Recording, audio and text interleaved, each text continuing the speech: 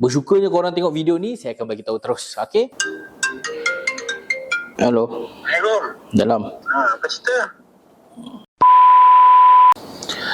Hello, hey, what's up guys? Welcome back to my channel. My name is Zaid AZV. So, hari ni aku nak buat video yang ringkas. Sebab, kenapa nak buat video ni? Video ni terlampau ramai yang tanya. Tak adalah ramai sangat, tapi okey lah. Kita akan sekadar berkongsi info ataupun cara-cara untuk daftarkan kereta kita di Puspakom.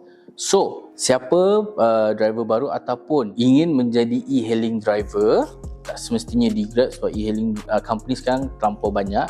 So siapa yang ingin menjadi e-hailing driver dan kereta ni dah melebihi 3 tahun, korang perlu daftar ke Puspakom di mana-mana. Okay. So macam mana kita nak daftarkan? Hari ni saya akan buat video dan tunjukkan cara mendaftar, apa info-info yang awak perlu isi, harga berapa dan juga apakah dokumen-dokumen yang perlu anda bawa sebelum anda ingin pergi ke Puspakom. So jom kita mulakan. Alright. So first thing first, mana yang dah tahu dan siapa yang belum tahu, My Puspakom dah ada di apps. So tak perlu lagi pergi ke website untuk daftar kereta anda untuk pergi buat untuk buat check up. Boleh je daftar ataupun register di dalam aplikasi. Okay, first thing first, download dan juga register baru. Okay, masukkan email, masukkan password dan korang akan nampak butang plus di bawah. Tekan saja butang plus tu dan korang boleh isi semua info berkenaan kenderaan anda. Okay, untuk sesiapa yang menggunakan kereta sendiri tak jadi masalah. Manakala sesiapa yang menggunakan kereta family, okay, yang bukan berdaftar atas nama awak, korang boleh isi form. Akan bawah sekali akan dia tunjuk, okay, owner of vehicle. Okay, so owner of vehicle, contoh saya pakai kereta isteri saya,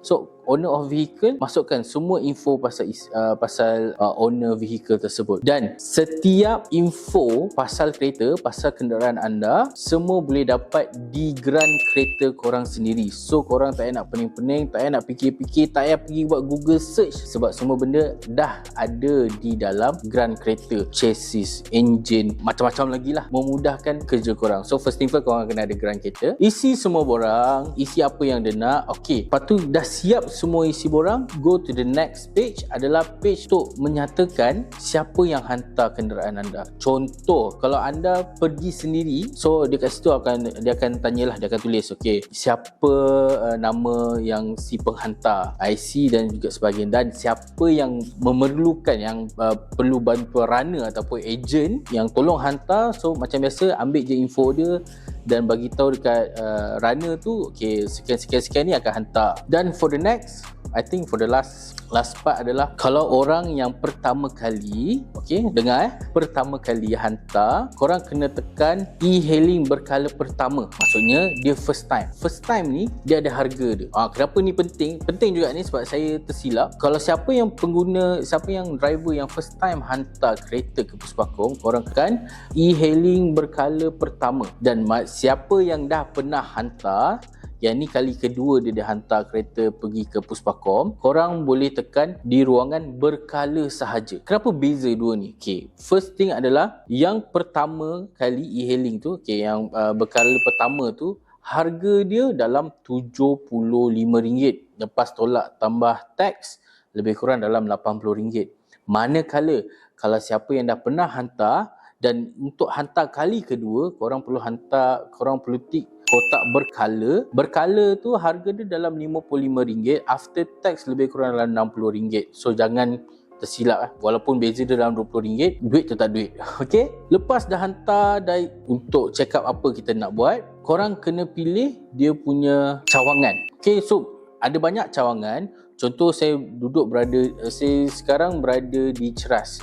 So di Ceras ni ada satu cawangan dia, which is dekat Ceras lah, Ceras Puspakom. Saya hantar kereta situ dan kat situ korang boleh pilih hari dan juga waktu. Memang akan ada banyak booking, apa orang cakap, kadang-kadang 2-3 hari tu full. So korang kena pandai lah, kena search hari. Kalau kau nak contoh seminggu sebelum tarikh kena buat check up, korang boleh pilih lah. Okay, make sure awal. Okay, ini tips satu tips, make sure hantar kereta korang sebelum road tax mati. Okey, sebab kalau road tax mati, korang tak boleh nak renew road tax.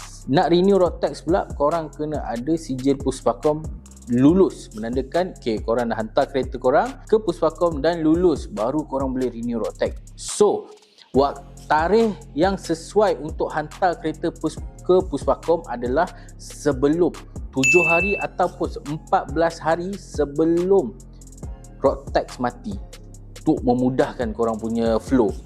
Nanti korang tak ada sangkut-sangkut, so senang. Dah pilih semua apa cawangan, dah pilih waktu yang sesuai untuk orang. Ada yang sampai pukul 5 petang, ada yang sampai pukul 7 malam. Dia depends. Kalau boleh, kalau contoh siapa yang macam saya book hari tu pada pukul 7 malam, which is saya pun pelik sebab dekat Puspakom memang tak ada pukul 7 malam, tapi dekat My Ceras ni ada. So saya rasa was-was. Saya datang pukul 5.30, 5.45 tu saya datang sebab saya tahu nak hantar kereta ni beratur dia panjang. So dekat situ dia akan cakap lah, datang 45 minit sebelum waktu korang. Tapi macam saya punya case, saya datang awal, saya tanya orang tu, saya punya ni pukul 7, boleh ke saya nak beratur sekarang? Pukul 7? Pukul 7 dah tutup office. So untung saya datang awal. So dalam pukul 5.45 tu saya datang dan saya masuk dalam batch pada pukul 5. So memudahkan saya punya flow kerja. So dia cakap, tak ada orang, abang boleh je masuk daftar. Apa dokumen-dokumen yang korang perlu bawa untuk ke Puspakom? Selepas je korang dah pilih cawangan dan juga dah buat pembayaran, korang akan dapat satu email daripada pihak Puspakom. Dia akan menyatakan borang apa yang perlu dibawa dan apa yang perlu disediakan. Tapi bersyukurnya korang tengok video ni, saya akan bagi tahu terus. First thing first, korang kena bawa grant. Korang kena ada IC. Rasanya tak payah kopi IC, just kalau nak buat persiapan pun tak ada masalah. Dan juga korang punya EVP number.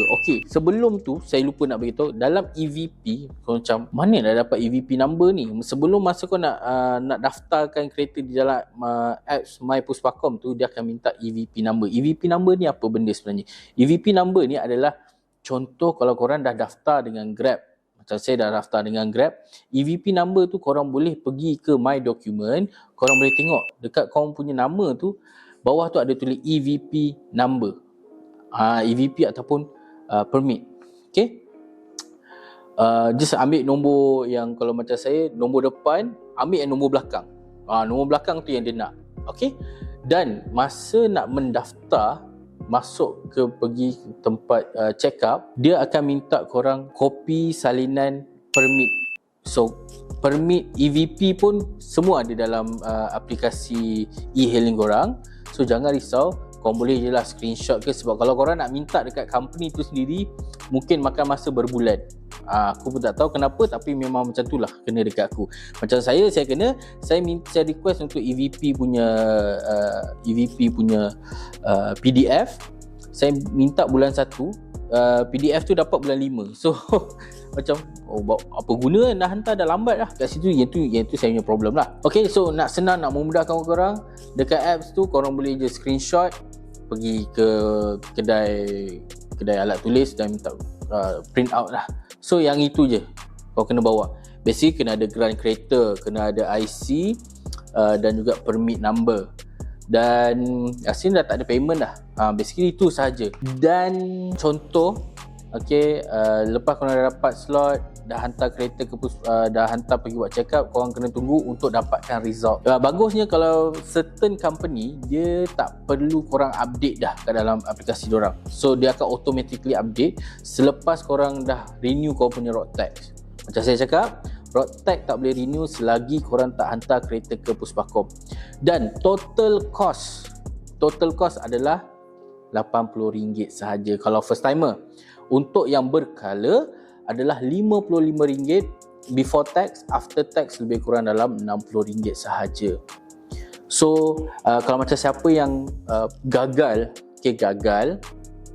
korang boleh check out video saya yang di atas ni, saya akan letak ke atas ni. Korang boleh tengok macam mana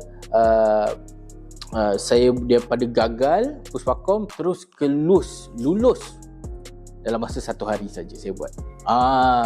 Korang boleh check out kat video saya yang sebelum ni. So sekian saja daripada saya. Assalamualaikum. Ciao.